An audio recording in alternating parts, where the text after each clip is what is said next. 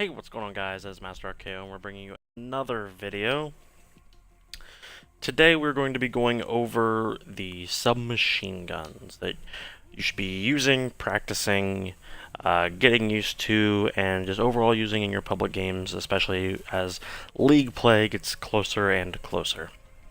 Now, in the last video, we went over assault rifles. There was a few that I didn't touch on, just because, as of right now, there's two that have been specifically used throughout the first couple of weeks of games. Same thing with the submachine guns. There are a lot in the game, but this time I'm only going to be going over three. One of them is kind of out of the loop with everybody else, and submachine guns as of right now aren't a huge commodity.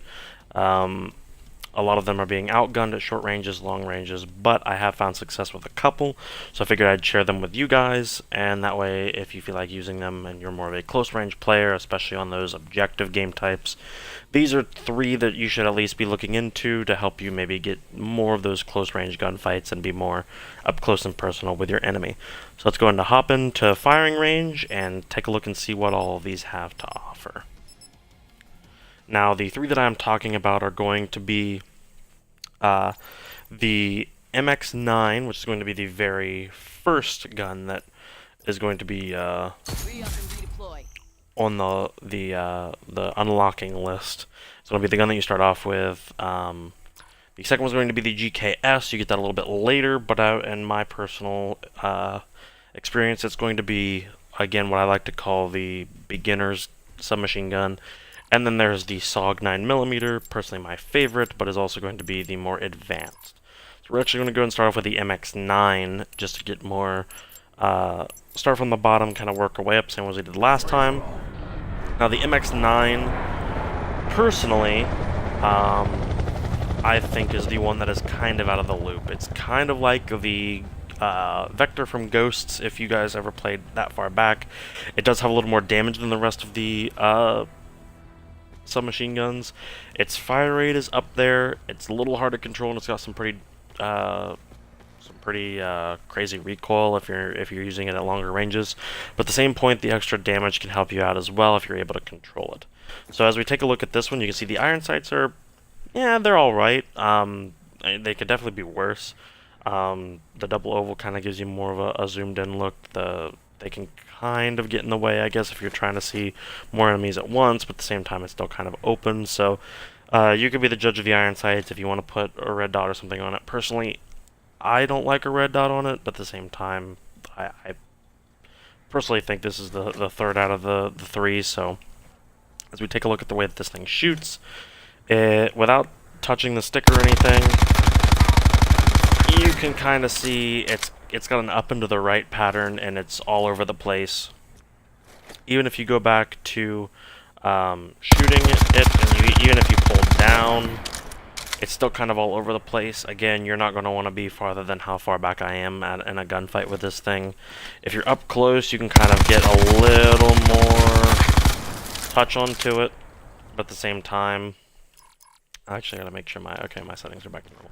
So, yeah, it's kind of all over the place. If you're up close, you can kind of control it and get a better feel for it. But it's still going to bounce a lot. If you want to put a red dot sight on it, you can. The one thing that I do like about this is it's got an attachment called Hybrid Mags, which lets you get 10 more bullets per magazine, which is nice.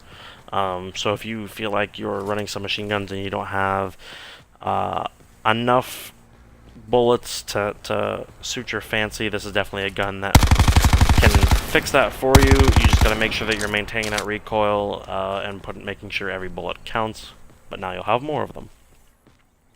Other than that, there's not too much about this. It does have a few other attachments to it. However, just right now, the only ones that I am running are long barrel, stock, and hybrid mags. There is a stock 2 option if you want to run it. You can either take it or leave it. You're not going to be running too much on the ground or all that stuff. You're going to be running around, flying around, so there's not too much of attachments on that. And that pretty much suits the end of the MX9. So let's go ahead and change classes real quick. We'll take a look at my personal favorite for starting out, and for the longest time my personal favorite in general, the GKS. So as we go and take and look at the GKS. The iron sights, I think, are very good. They have a little V shape here with the glowing sight on the end. It's very open, very free. You can look around and everything is visible. It's going to have 38 rounds, 3 mags. So it's going to have a little more actually than some of the ARs that you're running with. And of course the fire rate's going to be up there as well. It's going to be nice. I have someone jumping into my game.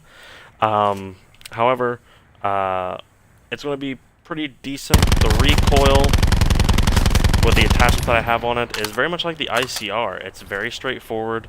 You're going to have a lot of accuracy on it. It's not going to have the best damage, but it's going to be more reliable, just like the ICR is versus the Vapor.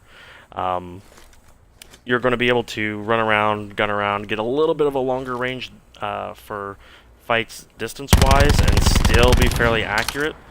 So when it comes to starting out with some machine guns, maybe you're a long-range player and you want to get back into, maybe you're a long-range player and you want to get into the short range, this is going to be a great gun to start off with, and you're going to have better accuracy with it. It's very reliable, it's very accurate. This is definitely the beginner's gun. So let's go ahead and take a look at my favorite then, which is going to be the SOG as we get into the last submachine gun. Now the reason this is my favorite is because it's very much kind of like a mixture between the MSMC and a Scorpion from Black Ops 2. If you never played those games, the Scorpion was terrible because of how fast it fired. The MSMC was very good with its damage, just sometimes it was a little bouncy, and if you couldn't control it, it could kind of get, you know, it could make you mad. This one's kind of a mixture between the both, so if you can control it and you can worry about the fire rate, it's a very good gun to use. The fire rate is insane on this thing, so if you can control it, you can get the bullets in.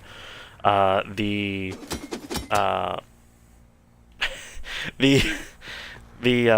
magazine's going to have 36 with the 3 mags, so you're going to have a couple less bullets, but at the same time this thing fires really fast, so you're going to want to run Scavenger regardless. The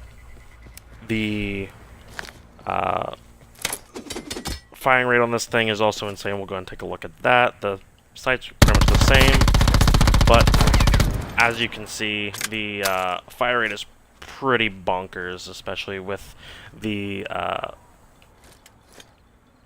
the recoil pattern. So being able to control this, even if I try to control this, you're not gonna want to be any further back. It seems like the more that you fire it, the more accurate it gets. But even then, you're not going to be more farther back than what I just was for this gun. But at the same time, if you're running on a lower sensitivity, you might get a little better accuracy on it. I haven't done a headshot test with this. Yeah, you're not doing too well at long-range gunfights with this thing. But at the same time, you're going to be able to get in the short-range gunfights. Hip fire is a very good thing with this thing. And making sure that you're aiming down sights as well, farther down. You might be able to pick off a couple people with a couple lucky headshots.